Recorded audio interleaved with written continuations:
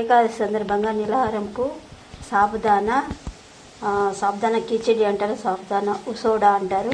దీనికి కావాల్సిన పదార్థాలు: ఇది సాబుదానా చక్కగా కడుక్కొని మంచిగా 2 సార్లు కడిగి పెరుగులో నానబెట్టాలి ఒక 4-5 గంటలు.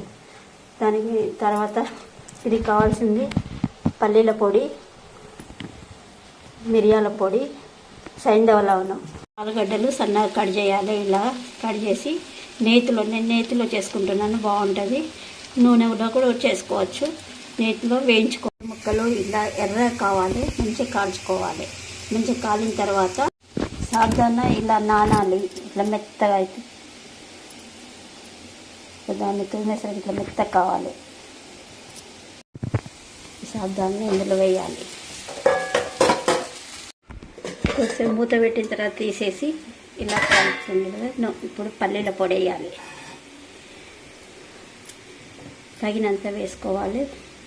పల్లీల పొడి వేసుకొని కలుపుతుండాలి. 5 నిమిషాలు అయిన తర్వాత మూత వేసి రెడీ అవుతున్నది. ఇప్పుడు ఇలా మంచిగా కలుపుకోవాలి. పొడి కావాలి. సైంధవ లవణం వేసి కలపాలి. లాస్ట్ ఉప్పు బదులు సైంధవ లవణము మిరియాల పొడి వేసి మిక్సీ పట్టుకోవాలి. ఇట్లా ఉసోడా తయారు. పల్లీల పచ్చడితో ఉసోడా ఒక పొద్దున్నప్పుడు నిలహారం ఉన్నప్పుడు ఇది తింటే ఆరోగ్యానికి ఎంత మంచిది.